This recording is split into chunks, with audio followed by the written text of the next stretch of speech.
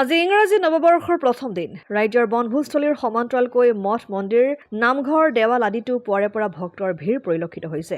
এতিয়াকৰ ঐতিহাসিক মাধৱদেৱ প্ৰতিষ্ঠিত ঢেকীয়াখোৱা বৰনামঘৰৰ পৰিৱেশ। পুৱাৰে পৰা ৰাজ্যৰ বিভিন্ন প্ৰান্তৰৰ ভকত বৈষ্ণৱ নিজ নিজ পৰিয়াল ইষ্ট কুটুম্ব তথা আত্মীয়ৰ সৈতে হাতে হাতে ধূপ নৈবেদ্য চাকি লৈ ঈশ্বৰৰ চৰণত সেৱা লৈছে। পৰিয়ালৰ মংগল কামনা কৰিছে। ইফালে বৰনামঘৰ পৰিচালনা সমিতিয়েও এই বিশেষ দিনটোত সকলোৰে কুশল কামনাৰে অক্ষয় বন্তিত তেল শৰাই আগবঢ়াই সকলোকে আশীৰ্বাদ প্ৰদান কৰিছে। আজি 2025 বৰ্ষৰ যি আমাৰ আজি প্ৰথম দিন, এই প্ৰথম দিনটো আমি ঢেকীয়াখোৱা বৰনামঘৰৰ মহাপুৰুষ জনাই জ্বলাই থৈ যোৱা যি অক্ষয় বন্তি, এই বন্তিটোৰ অভাৱৰ পৰা আমি সকলোকে আশীৰ্বাদ প্ৰদান কৰিম। সকলো মংগলে থাকক, সকলো কুশলে থাকক। এইখিনিতে আমি সম্মানিত মাধ্যম, পুলিচ প্ৰশাসন, জিলা প্ৰশাসন, অসমৰ মাননীয় মুখ্যমন্ত্ৰীকে প্ৰমুখ কৰি তেখেতৰ মন্ত্ৰীসভাৰ সদস্যসকল, সাংসদসকল সকলোকে আমি আশীৰ্বাদ প্ৰদান কৰিছোঁ। আমাৰ দেশখন খুব সুন্দৰকৈ তেখেতসকলে কাম কৰি আছে আৰু কাম কৰি যাবৰ বাবে আমি আশীৰ্বাদ কৰিলোঁ।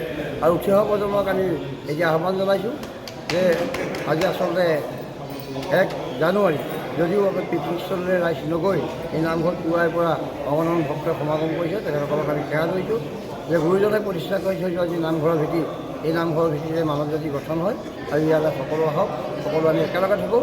জাতি ধৰ্ম বৰ্ণ ভাষা নিৰ্বিশেষে একত্ৰিত হৈ আমি সকলোৱে মৰমৰ দোলেৰে আৰু দেশৰ পৰা যি মাৰি মৰক দুৰ্ভিক্ষ এইখিনি আঁতৰি গৈ পেলাই আমি কুশলে থাকিবলৈ সকলোকে আশীৰ্বাদ প্ৰদান কৰিছোঁ। ধন্যবাদ। অসম আদিত্য টিয়ক